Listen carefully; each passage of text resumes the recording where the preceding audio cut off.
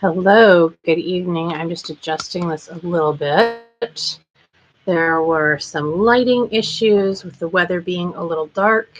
Still a little dark in here. Sorry, that's what happens when you're running your own campaign. It means sometimes you don't get the absolute best lighting because the weather changes. I'm just going to go ahead and post on Twitter that this is going live. So give me a sec. And it looks like we have folks starting to join us. If you are just arriving, please go ahead and put any questions you have into the chat. And that is how we tend to keep track of things. So a little bit about this format and how it works. The way that this format works is very much like a regular town hall. I come and I usually start talking a little bit about some current issues. And then that gives anybody who's joined the opportunity to put questions in the chat, much like at a regular town hall. If it were live in person, usually they have a microphone or they have note cards you pass up. So that's a way, for you to ask questions of me, for me to answer just about anything. Very few things are off limits, although I don't know every single answer.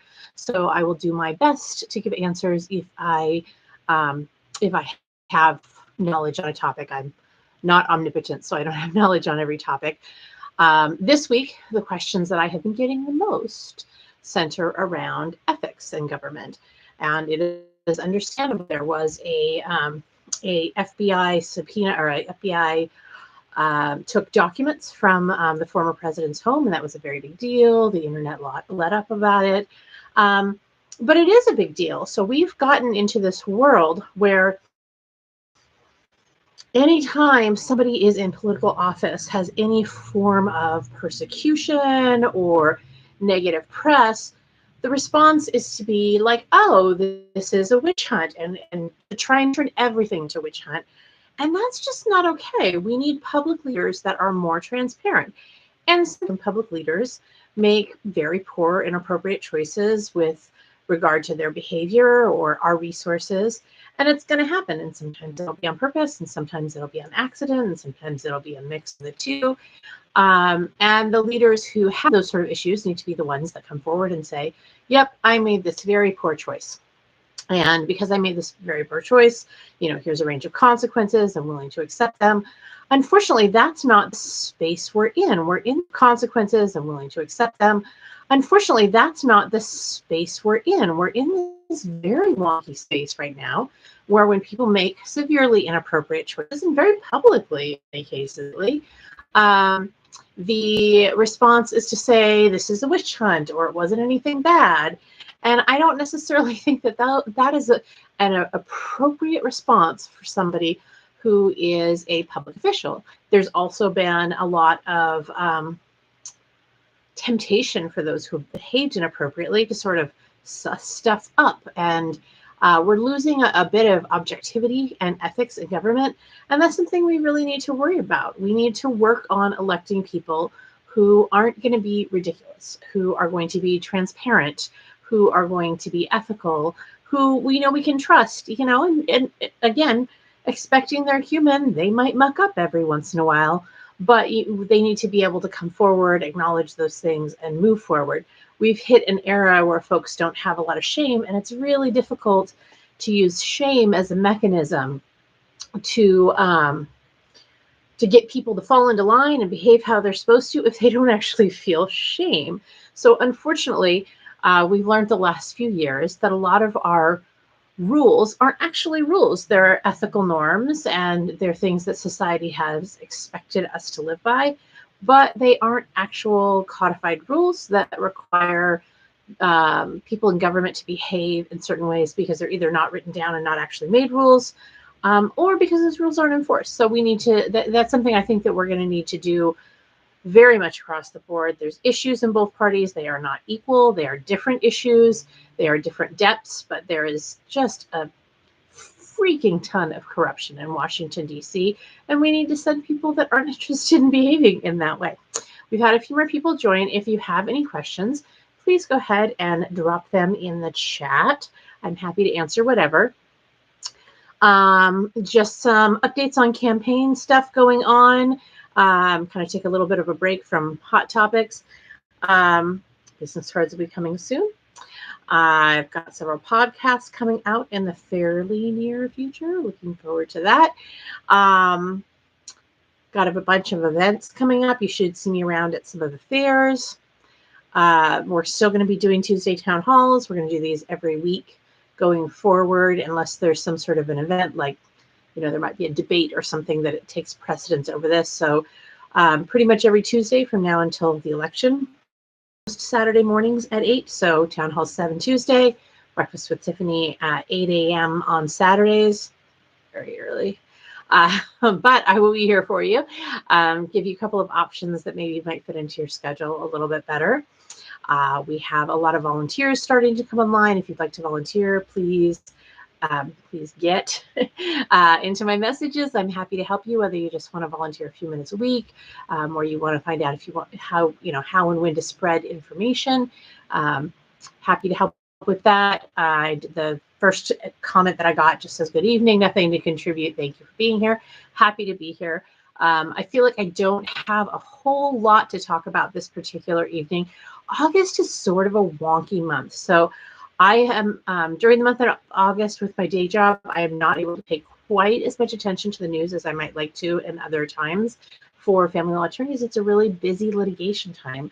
There's a lot of hearings, many of them last minute, some of them super duper last minute, because a lot of families are really struggling with which school district or which home to have kids be in for the school year. So August is sort of a very typically busy month for family law attorneys. So you just may see me not be online quite as much, see me be a little bit less on top of the news. That's no reflection of anything else going on other than just having a really busy work month, because as it turns out, regular people have to work when they run for office.